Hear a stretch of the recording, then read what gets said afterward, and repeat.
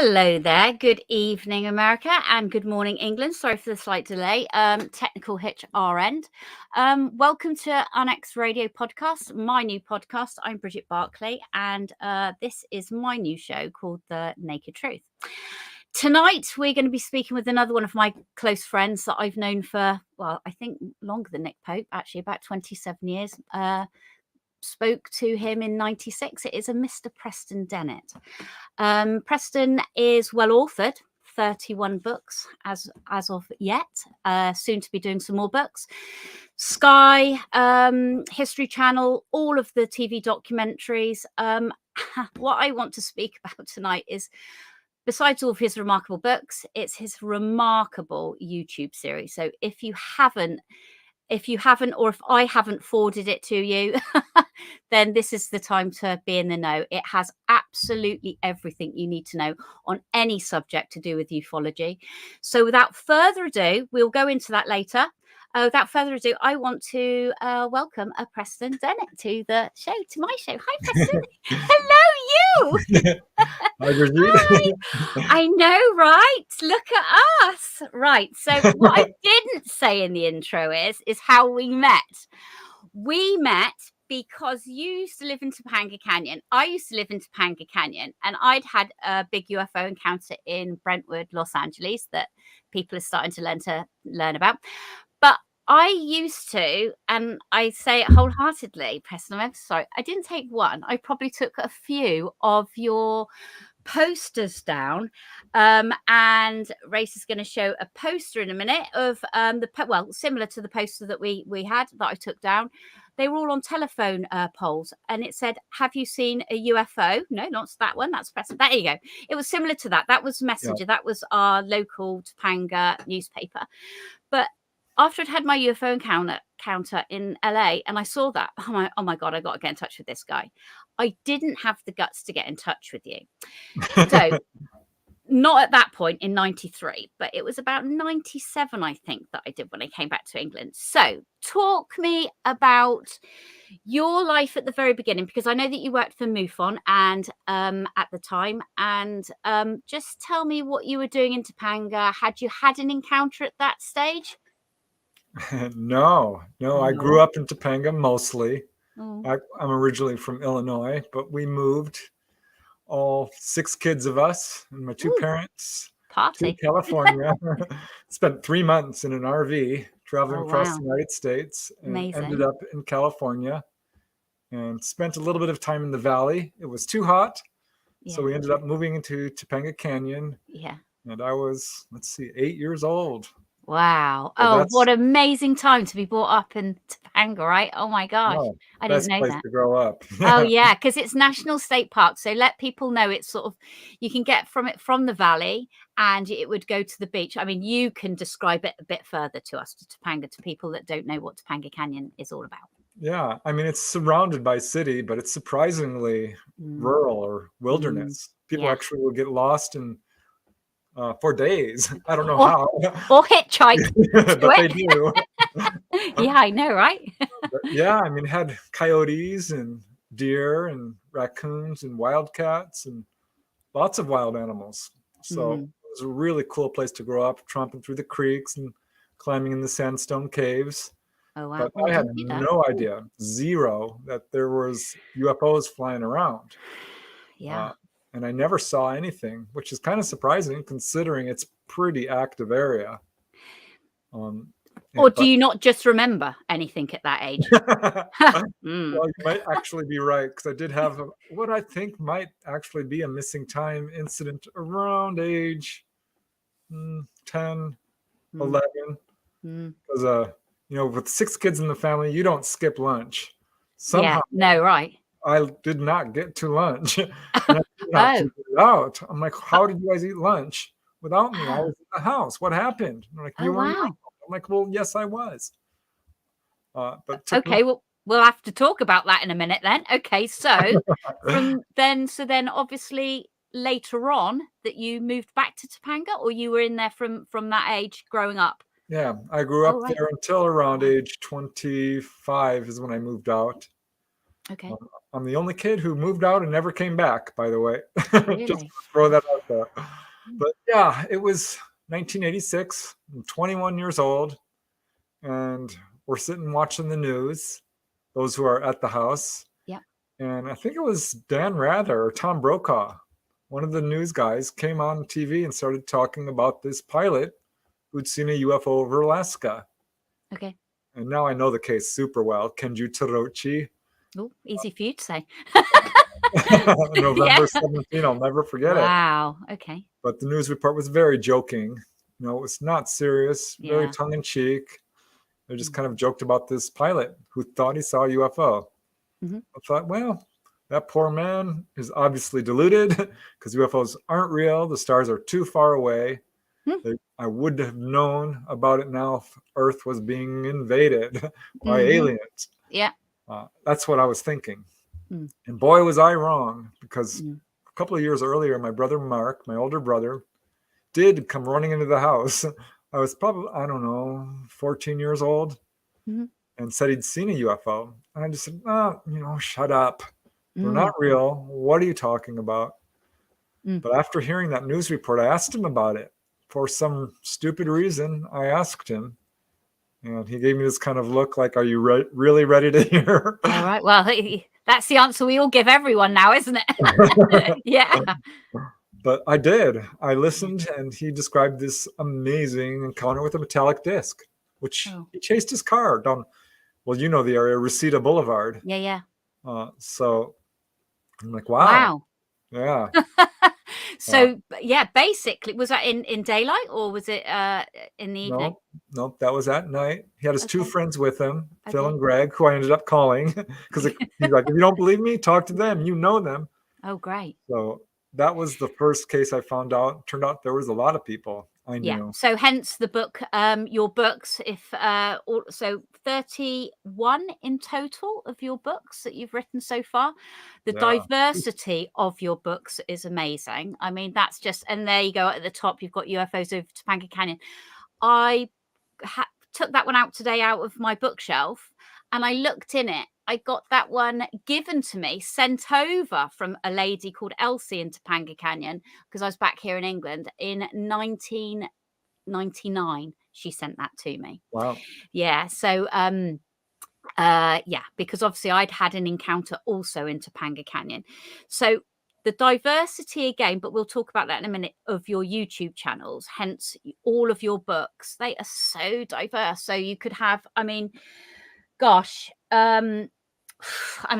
well, we'll talk about that in a minute. Right. What we're going to say is you have a friend called Roger that you'd had a very close encounter with. That's correct. Well, that was actually an out-of-body experience that I had with him. Oh. Well, it's all relative. Okay, go on then. Yeah. Oh, because I do want to talk about out-of-body experiences. Go on then. Yeah, he was my best friend, but passed away at a young age from alcoholism. We just couldn't help him. It was really sad and devastating. And at that point, I had gotten pretty good at doing out-of-body stuff. So I knew I was going to see him, because pretty much every time now when a person passes away and they're a loved one, I know I'm going to have an encounter with them. And I did. And it was about 2 weeks after he passed on. Oh, wow. And unlike most people, who I see are, after they've passed on, they're in the heaven, what I would call the heavenly realms. Okay, I'm not really a religious guy, but I don't know how else to describe it. It's so beautiful up there with the flowers and the trees and the fields and rivers and little pathways and benches. Well, there's no stress, is there?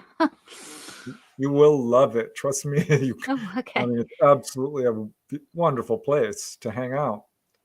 And everything glows with light. But that's not where he was. He was in a dark, lower realm, screaming his butt off. Okay. It was very scary for him, I think, and especially, but also for me to find him there. And I told him, I will help you. I'm going to help you. And it was so much emotion. I got pulled back into my body, but told everyone, we need to pray for Roger. He's in a bad place. We need to help him. And, having read about prayer, and I know it has an effect. The deceased people on the other side can actually hear you and feel your love. So I really prayed for him. I told everyone to do it. And it was a couple of weeks later, I saw him in a much higher realm, still a lower realm, which was more urban than what we would call rural and garden-like. And he's thanked me. He's like, thanks so much for all the love bombs. Oh, so that's a bit like when a medium works, and you have a spirit that's in front of you and you want to move them on because they're stuck, they're unsure of where they are, they're unsure of what's happened to them. Yeah, exactly. So yeah, you send them love, you send them into the light. So from your out-of-body experiences, because you had been to them, no, you hadn't been to the Monroe Institute, had you? Had you done the Gateway experience? No, I tried. I can't afford the Gateway experience. I worked full time. Oh right, no, because I did that back in 90, probably about 90, 98, 99. I've still got all of them now. I still periodically pop back to it. I love it and put myself in the conversion box. And actually it's so accessible now, the Monroe Institute online, on YouTube, and it's absolutely lovely. So hence, when I got your book, I tried some of your techniques, and my gosh, do they work? Because obviously I know you, so I sort of like, it's because I know you, as I'm reading it, it's like you would be reading it to me, and I'm like, oh my God, I get that. I so get that. It's amazing. Oh, that's awesome. Oh no, it is great when you do, because okay. So I do think, I will say, give credit to Robert Monroe, because it was his book that got me to do it. Yeah. But I did it the old-fashioned, just hard meditation. Oh, gosh, see, I don't have time to meditate. I wish I did. I wish I did. I need to ground myself more and meditate, but because I just do. But there's a few things in life that we all need to do. I know, but the Gateway Institute is so available, and it is so worth it, because there's so many. And what it has taught me, and I've got a few friends that do it, is just, you got your alpha and your beta of what you can actually pick up with, like, around us, but further out and further out. And I think it's a bit like psychic work, or let's say if you're having a paranormal experience or a high strangeness, your awareness just totally expands to it, doesn't it? Yeah, it's absolutely the most wonderful thing I think that's ever happened to me. Wow, yeah. Really my favorite subject, and came right along when I started doing UFO research, really the same exact time, which I always thought was kind of a coincidence. Now I think it's more than that. I think there's probably something to that. Well, because it is a much stronger realm anyway, having a UFO experience, and with the high strangeness. And I suppose you could, when you go out of your body, and then once you're conscious of it, you can pop back into your body, because you think, oh my God, I just gone out of my body. You've got to, like you say, you learn to flap, or you learn to go up, or you look down upon yourself and you go, oh my God, there I am. And then you realize, and then boom, straight back in your body again. It's like, oh, shocked, I did it. Right. So with Stephen Greer, you went to the you did some CE5 CE5. Yeah. Where did you go for that then? Where was that? Well, there's the photo right there. Yeah. Was the first night we did it, which was August of 1992. Okay. And that's when I really, well, let me see, maybe it was 91, around there. Okay. But that's when I started having major sightings. Okay. And that was one of the first, because he came into whereabouts? Your sightings where were they? Well, I had Reseda. I'd seen some anomalous lights in Topanga. Okay. I'm like, those are just lights. I need something really more than that. And just prior to that, I did have a little orb come down in front of my car in Woodland Hills. Beautiful. Oh, I love Woodland Hills. Right next to Topanga. I know. I used to live in the Woodland Hills as well. It's a pretty area. It's very densely populated. Yes. But I did have missing time there as well. It took me a long time to realize it. But I had this little orb come down and flit away, and that's all I remember. I don't remember driving home. So that is odd. But it was that same year. Then we took a family vacation up to Crater Lake. I saw another UFO with my brother and sister-in-law. And then I went to this CSETI meeting. Yeah. Which was in Canoga Park, right next to right. Oh, okay. Local. I had a little condo, which was literally a block away from where he held it in some hotel, Marriott, or I forget. But that night we went up, and that picture shows the Santa Susana Pass on the north edge of the San Fernando Valley. Okay, so what's that pointing out to? Behind the ridge, what is that there? What is that? That is the valley behind, right? Yeah, to the left would be the valley. Yeah. So just beyond those hills is Simi Valley. Oh yeah. But there was probably 100 people at that lecture, and about 30 of us maybe went up to that hill to try to call down UFOs. And darn it, if on the first night something didn't show up. I'm like, what the heck? A big bright light. Asking you receive. Yeah. And the second night, it was probably about 12 of us, which really surprised me. I thought, gosh, don't you want to see a UFO? Isn't that why you came? Yeah. So there was just a smaller group, and we had these flashes of light coming over our group, which was different. They were almost strobe-like. It was weird. So I was hooked. And for the next 5 years or so, we had a little LA group and I was a core member. I mean, I was there. So hang on a minute. What year was this? That was starting in 92. Oh, darn it. I was there at the time. I was living in Topanga then. Yeah. No, I wasn't. I was living in, Los Cienega and Olympic, Beverly Hills adjacent sort of thing at the time. Not close enough. Well, yeah, but well, with LA traffic, forget it. Well, besides being on the freeway in the 101 405 at Brentwood, that's when it did it for me. But at that location with that picture, one year, was probably 2 or 3 years in, we had just packed up our camp and we're walking home, hadn't seen anything, and I saw this huge bright light on the mountaintop. I thought, guys, did you see that? And no one had. I'm like, I saw something. I'm telling you, look right up there, and it flashed again. Now, mind you, this is on the mountaintop. So I'm thinking, well, I don't know. But we stopped and we took out our lights and blinked them at this thing, and it would blink back at us. Yeah. And the whole time I'm thinking, well, this could be a person, but I know that area. It's Rocky Peak. Yeah. It's a park. It's locked at night. You're not supposed to be up there. And while there is a fire break, it's not easy to get to this peak, which was wilderness, basically, no real trail. It's a bit like East Ranch then as well, isn't it? Yeah. So I'm thinking, well, I don't know. And then I knew because this time we were flashing back and it would flash at us. It flashed back this enormous prismatic red light. Oh, beautiful. I don't know, big as the full moon almost. I mean, it was bright. Proper. So red. But there's no way. I mean, you'd have to bring a searchlight up there. Yeah. Which isn't feasible. And that's when I knew that this was, ET. After about 10, now I definitely know. Yeah. And so, so Stephen saw as well? No, by that time he had left. This was our core group with Joe Burks, Joe Vallejo. Gosh, I forget all of their names. There was a lady named Dixie. I forget all their names, but there was, I was one of the real core members. So we had a lot of good sightings. And I had one really good one in Topanga, actually. Go on then, go for it. When C said he was doing being an ex-Topanga girl.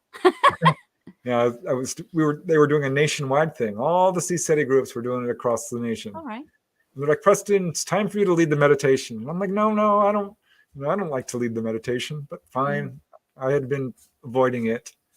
And there was maybe 5 or 6 of us in the Trippett Ranch.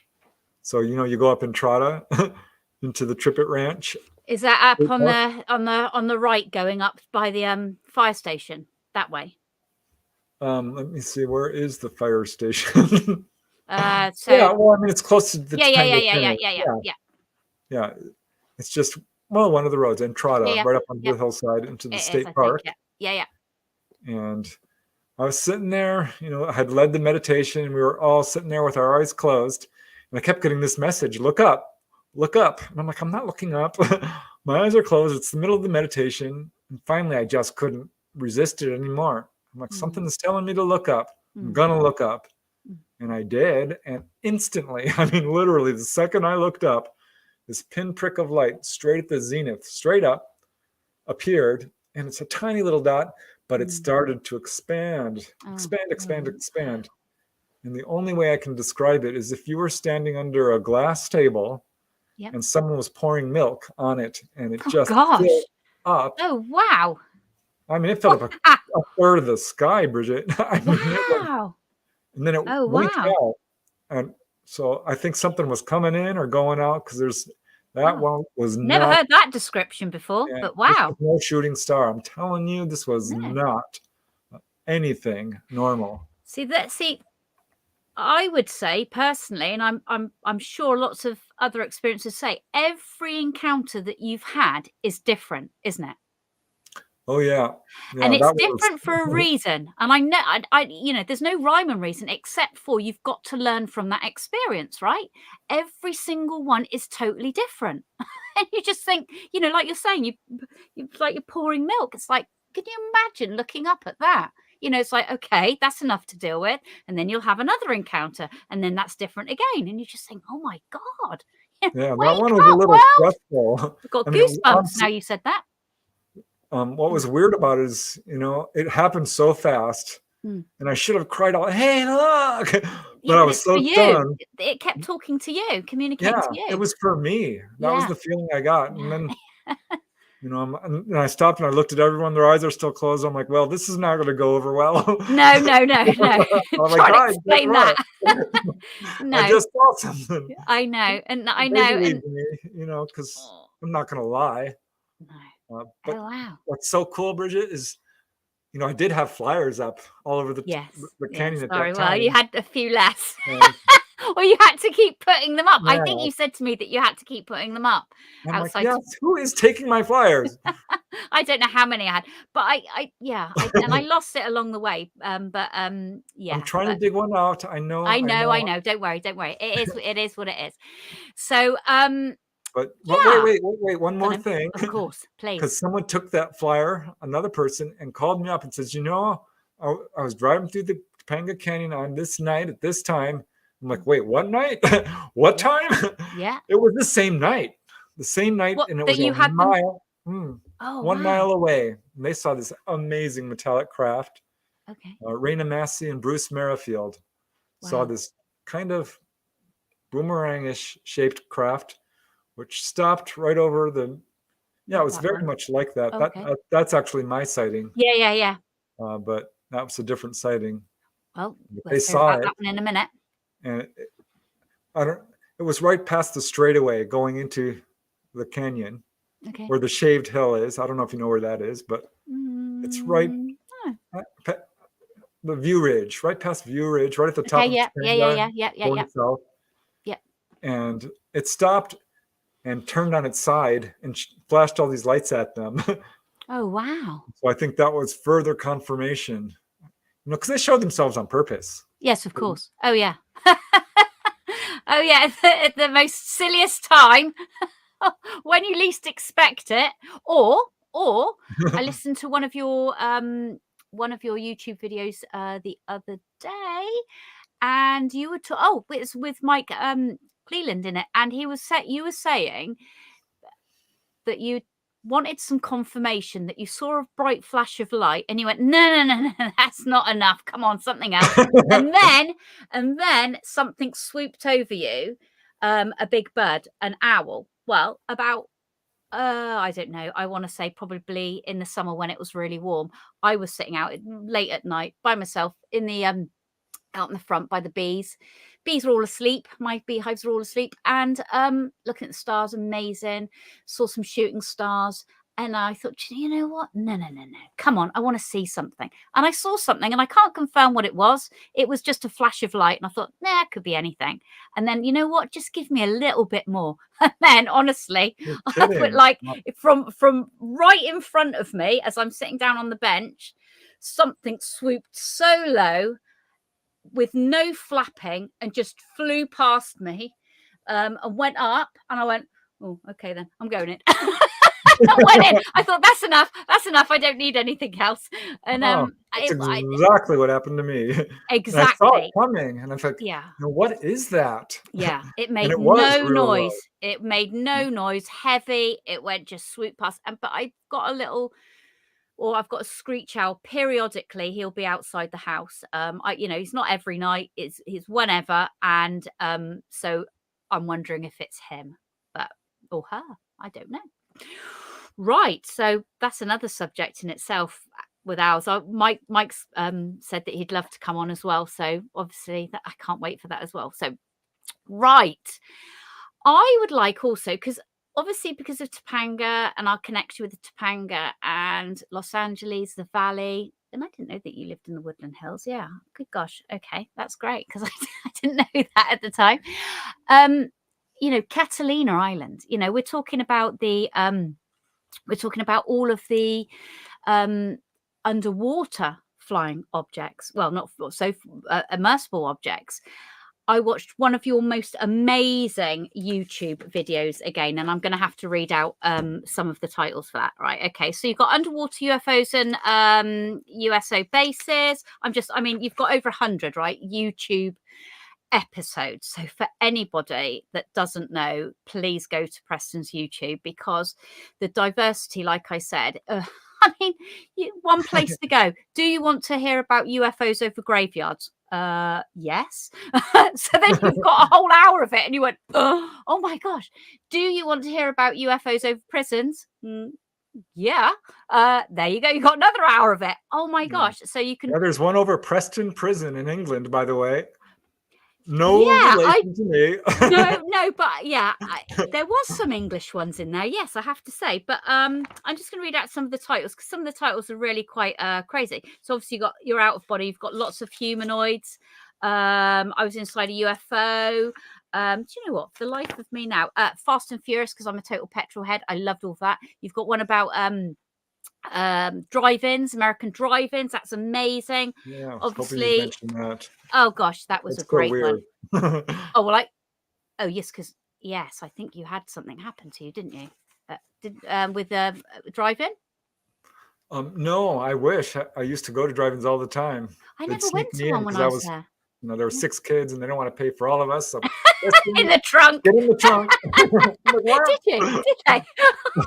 Bad parenting. All right. Okay. Erie, California. Obviously, I'm going to say aliens in Topanga Canyon.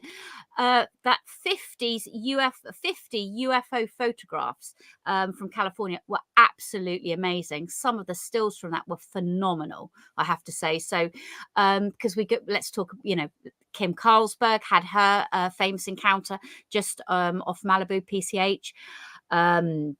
And we're going to go back to Catalina in a minute. Is Grandpa an alien? That was interesting. I have to say there was one, I've got goose pimples as I say it. Flying saucer and the Atlantean bracelet. Oh my gosh, that was the most remarkable high strangeness YouTube video that I saw.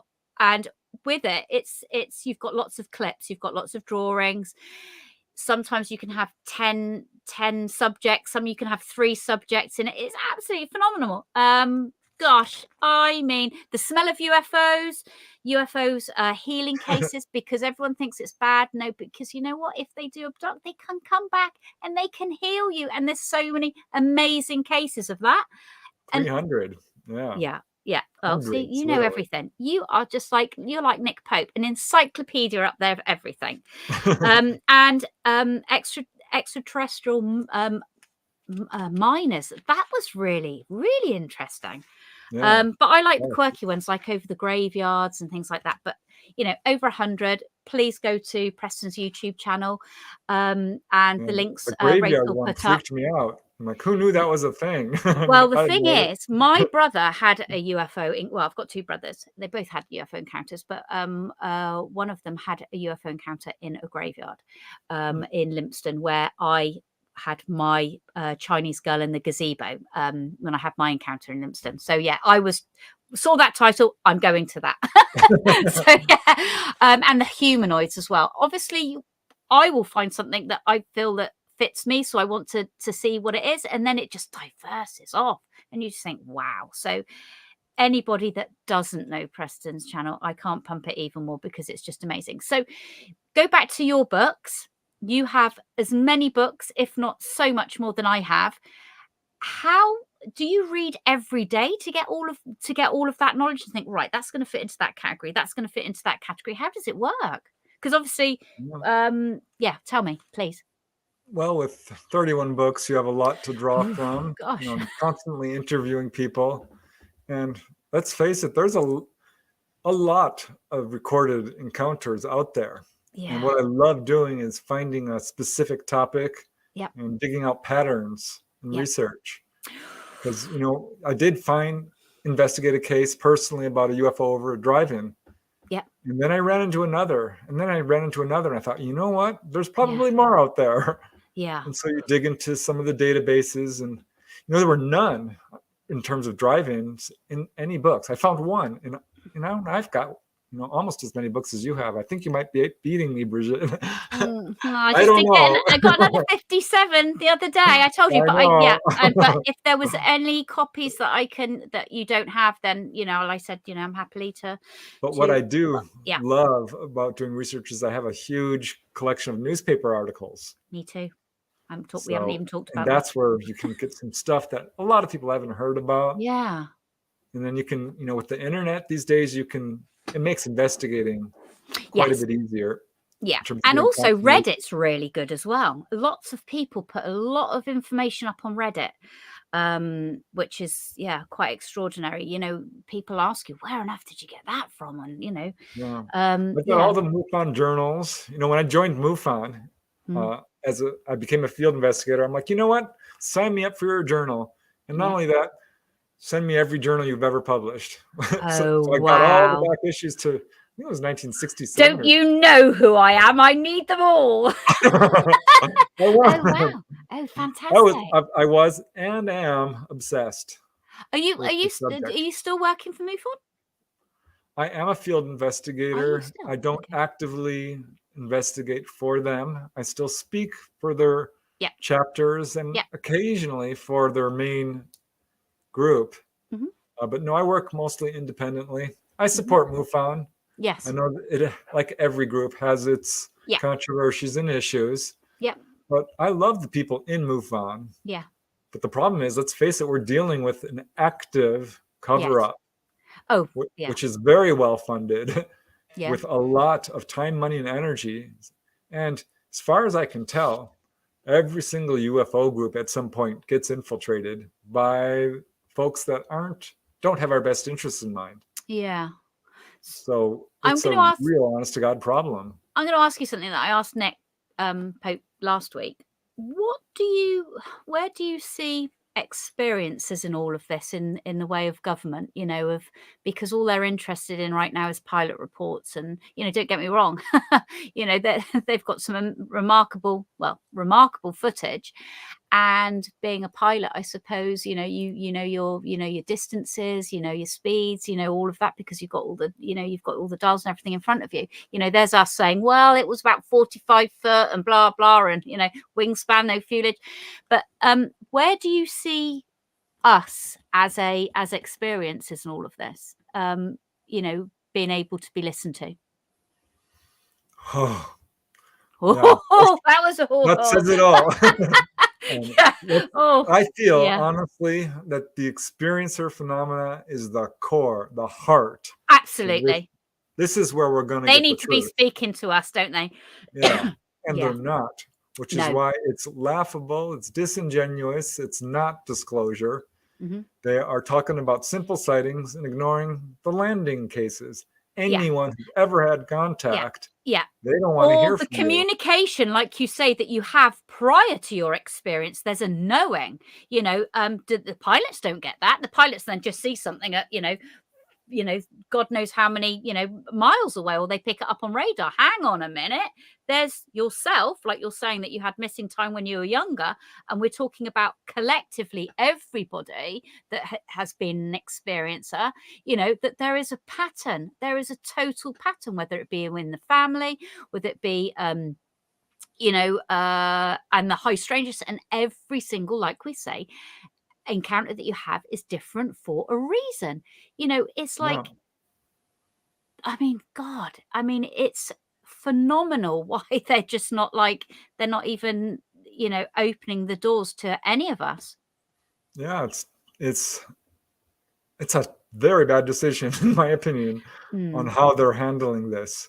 And I mean, NASA saying, oh, well, we formed a commission and we're going to study all these sightings. I'm like, sure you are. I don't believe you for a second. Yeah. We've been doing, I mean, there's 80 years of research put into this subject, and you're looking at sightings. Yeah.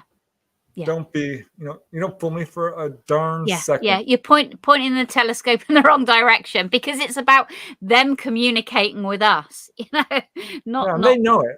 I don't think that they're being truthful. Let's face it. Look at a map of all the satellites surrounding our planet, and it's black. I mean, the sky is filled with satellites. The Earth, the space around our planet. There's thousands upon thousands of them. You're telling me you don't have evidence? Sure you don't. But again, you've talked about an orb. Okay, so that is something, energy, form, communicating with you. So not necessarily are they going to pick that up, because it could just literally pop into your room as and when, and then you're then seeing it and communicating with it. So as an experiencer, because you've had that happen to yourself, that that's what it's about, really. That's but these here's people the thing, won't get they won't get that, will they? They're following experiencers. The government is tracking experiencers, particularly those who have a lot. And I know this because I've seen it firsthand. I talked to one lady who had her hypnosis tape stolen. I talked to another guy. I'm like, write down all your experiences. That's the first step you need to do. And he did. He put the envelope on the mantle. Someone broke into his house and stole those notes. Not his money. Dolly Safran is another example. She sent me pictures of these black SUVs, outside her house. And when we went to a UFO con in Nevada, we were followed to the Airbnb that we had rented. And absolutely followed. I know this wasn't me being paranoid, because it was several streets, and I pulled into the driveway, and this darn car blocked the driveway and glared at us. I'm like, really? Well, yeah. I mean, intimidation is a part of it, isn't it? When I got arrested at Area 51 with the BBC. Oh, that's another story. That's another episode, folks. But we had that as well, where we had intimidation that night where we stayed, and then the next day where we stayed, the big vehicles, and they would come right up to us, get out of the car, take a picture of us, probably a couple of meters away from us, then get back in the car. I mean, I had that happen once when I was walking outside of my condo. This car goes right to a stop in the middle of the road, takes a picture of me. And my first instinct is to look around, like, who's, what? Yeah. Why are they taking a picture? It was of me. Yeah. I'm like, well, what the heck? What do you want to know? Come on, let's talk. Yeah, exactly. And I will tell you all about my research. I got nothing to hide. What do you want to know? Well, the thing is, we haven't got anything to hide, because we're public about our experiences. And I think that's just the best way. It's a bit like Stephen Greer. You've got to go public with all of us. We've got to go public because we've had these experiences. I mean, there are people that have experiences that don't go public, and and I'm sure that people come to you and say, you know what, this is what's happened to me. Please don't put my name to it. There's so many ranges of people that have experiences. One of my school friends had the most remarkable experience with a couple of there was I think 4 or 5 of them. They were on dates with their boyfriends when we were at school, and an object with red, blue, and yellow flashing lights was just above them, all of them. And I remember her telling me in the morning, going, "Oh my God, that's so amazing!" But because I had experiences with growing up as a child, so I just thought it was so amazing. But she doesn't talk about it. I mean, me and her do, but she didn't ever wanted to go public about it. So, everyone comes into this subject in a different way, I suppose. Or you could be a secret reader. or a secret person on the internet just looking it up. I tell everybody. I do. Oh God! Do you get? Oh, Preston, shut up! Don't talk about it anymore. Oh, especially in the beginning, my family thought I had lost my mind. To the day he died, my dad would never talk about it. Never read one of my books. He's like, why don't you just write science fiction?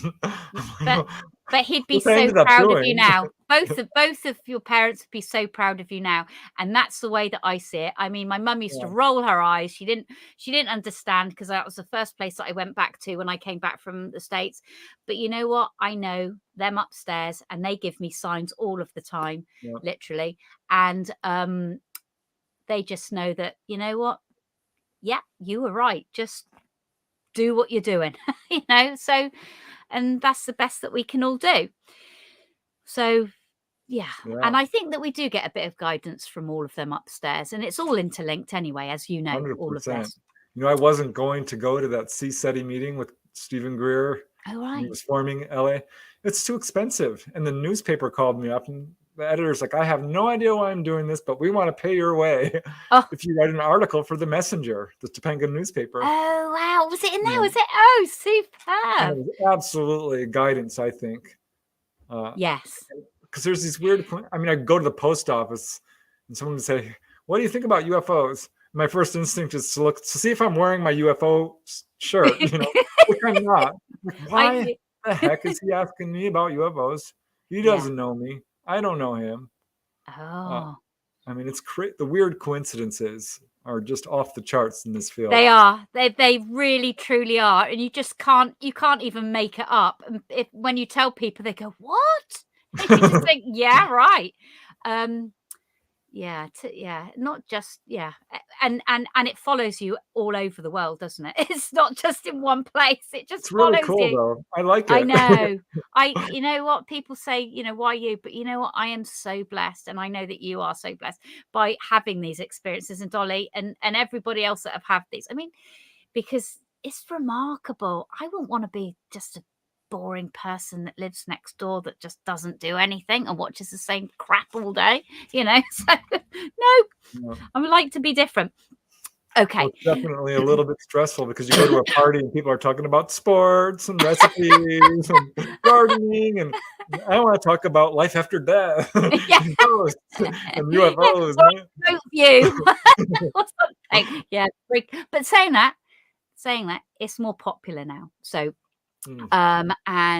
and it's really nice that if someone comes up to you and go, hey, I heard that you do this, and you go, yeah, and they genuinely are interested, and generally, or they'll say, well, look, this is what happened to me. So so many people have come to me from work or whatever, like, you know, I didn't want to tell anyone, but now that we're alone, you know, I had an encounter. What do you think of this? And they tell me this amazing story. I got a lot of my first accounts from people at work. And I worked there was a lot of turnover at our office where I did, you know, data entry and bookkeeping. Oh, and I'll never forget the time Connie Lopez walked into my office, and my boss, who was totally into it, had bought me a little gray alien statue. I put it on my desk, and Connie walks in and she screams and points at that. It's like, what is that, Preston? I'm like, Connie, what do you think that is? You know? She's like, I don't know, but I saw one of those. I'm like, you did? Oh, wow. I got this amazing story from her. Oh, wow. I ended up putting it in one of my books. I'm like, Connie, tell me what happened. Amazing. So, right, let's lead on to Catalina, because we're sort of like doing around your circular area. Well, not now, but where it was. So, Catalina. Talk to me about Catalina, because on one of your YouTube videos, there was a great picture, zoomed it actually, and then you sent me another picture. I don't know if I sent that to Race. I think I did, but he's not going to find that now. It was the one with the lifeguards, but I don't think I did send that one to Race. So you got one. Tell me the story about the chap that had photographed. If Race wants to put it up, it's the photograph over Catalina. Tell me a little bit of history on Catalina, because there's a naval base there on Catalina, and lots of people report everything there. And Kim Carlsberg would have been looking out towards that area, right? Exactly. Yeah, it was the Catalina Channel is right off the coast of LA, Southern California. Yep. Catalina Island's like 26 miles out. And this is where there are, I mean, I've got over 150 cases there. Well, it's closer to 200 now. That's amazing. And started getting them immediately of objects on the water, coming out of the water, going into the water, sometimes both. There's a description of something that I was absolutely amazed by. Carry on. Yeah. Yeah, and all kinds of sightings, and not just one object, sometimes multiple objects. I mean, there's a couple of cases involving 10, 20, 30 objects, or more than a couple, actually. There's dozens, and a couple of cases involving over 100 objects. And there was an ex-Navy as well, or just there were sailors on a sail ship, weren't they? I think it was your one that what was it? It was underwater UFOs and undersea UFO bases, I think. But there was a gentleman that had photographed something, but he saw just this massive object underneath the water.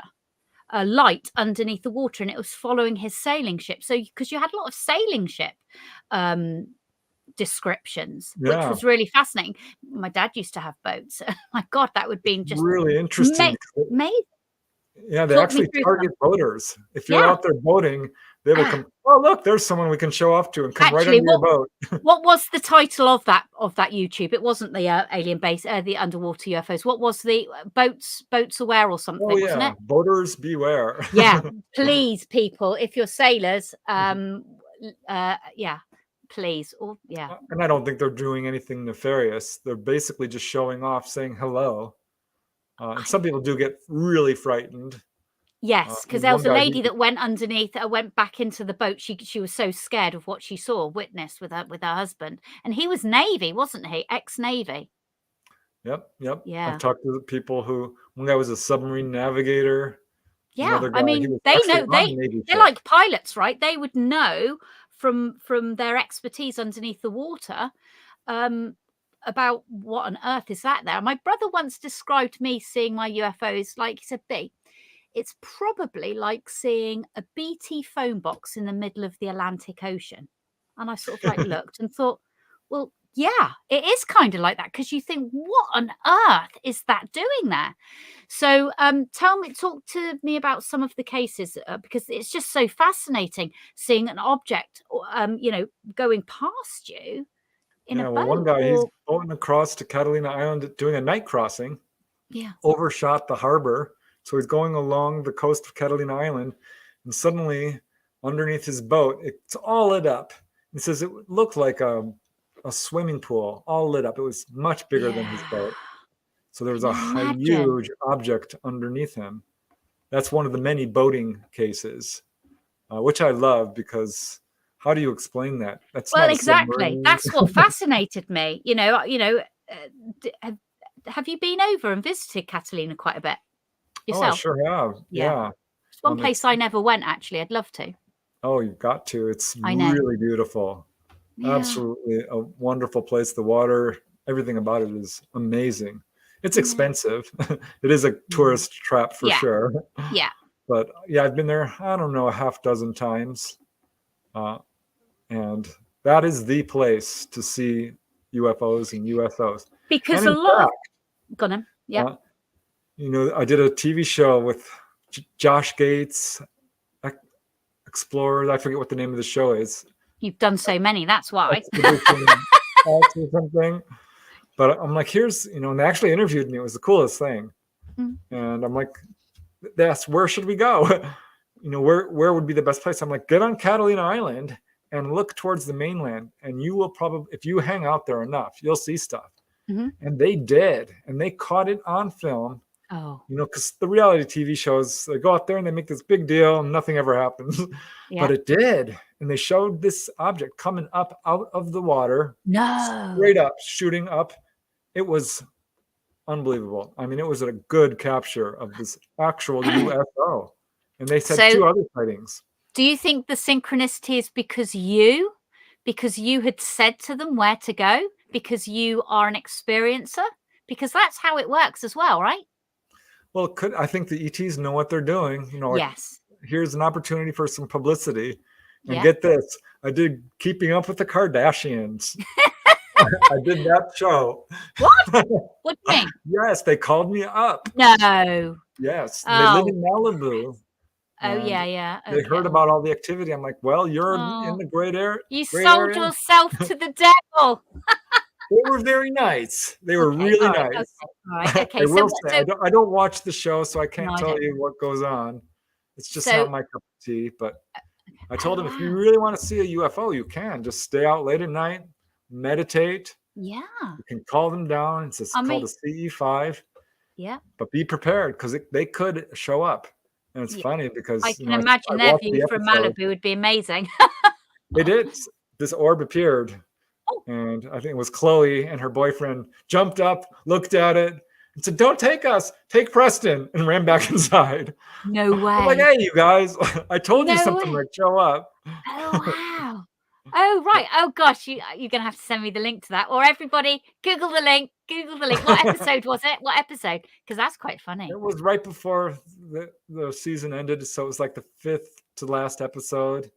Oh, wow. Gosh, I forget the name of it, but she literally said, "Don't take me, take Preston." That's so rubbish. And I'm like, I'm here, take me. Oh, yeah. Stop the world, I want to get off. Oh, wow. Okay, so right, tell me, what's your most, I mean, we've all got well, every encounter's different. Give me a couple of your favorite ones of your own personal encounters. One that was a pretty early encounter involving the steamship Aliki, a Japanese steamship, who was off the coast of Long Beach and saw this fireball coming down, and it hit the water. What year was this? This was 1971, 68. It was around there. It was a pretty early case. Okay. But what's really cool is this fireball comes down and hits the water, and I think, well, it's a fireball. But then it comes up out of the water and flies off. Wow. And that's pretty rare, to have something go in and out. A lot of people see something coming in. A lot of people see something coming out, or flying around. Like skimming a pebble. Literally went down and then just flicked straight back up again. Underwater.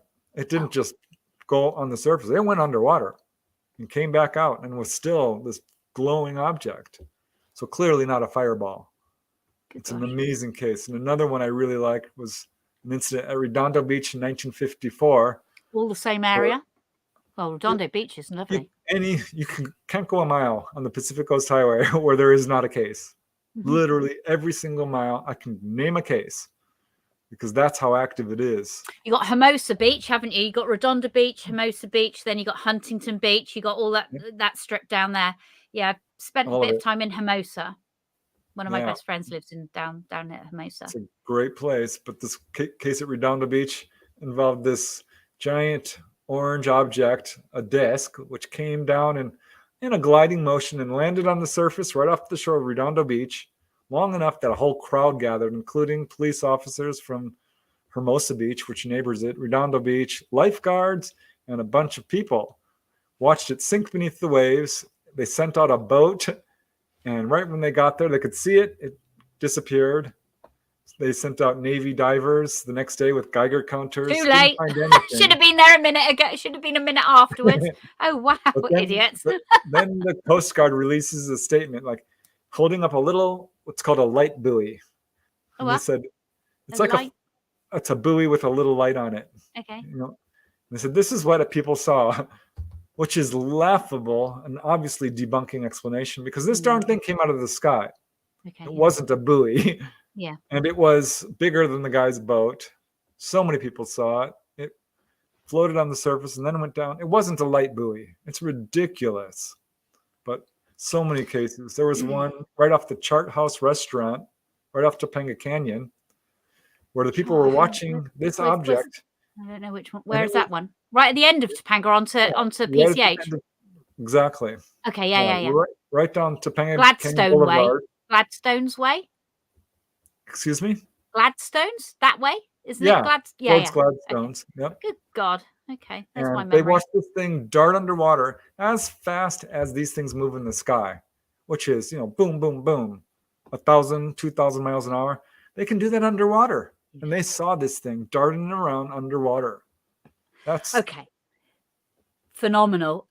Unexplainable. Exactly. I don't know what it would be like if I ever had an encounter like that. I mean, as much as everything's mind-blowing, that would really blow my mind to see an object or amazing. A light or you know. One guy, I did the Coast to Coast show and was talking about USOs with Art Bell. Yeah. And one guy calls in, he's like, yeah, I was off the Channel Islands on the north end of all this. He says, and I saw these whales under my boat, or I thought they were whales, but they kept coming up and going down, coming up and going down. They were far down that he couldn't tell what they were until one finally came up. It wasn't a whale, of course. It was a gray disc, perfectly round. Oh my God. And they were swimming around there like a school of fish. Wow. So I think there's a parking lot down there or something going on. You know, like the film The Abyss. Yeah. And I think it's a great place for them because they're not going to be bothered. We can't go down there. It's a great place to hide out and, contact people at will. Yeah. And I think they're down there in large numbers.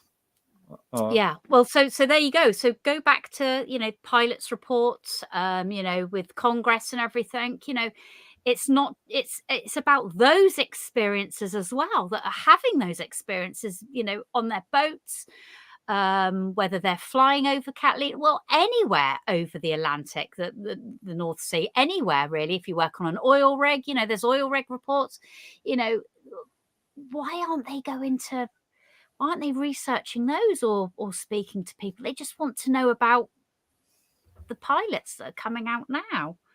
Yeah, because they already know, Bridget. They don't need to do research. They know exactly what's going on. Frustrating. It's all a lie. Yeah. This NASA panel is a pure publicity stunt. It's propaganda. It's funny. I laughed when the Tic Tac video came out.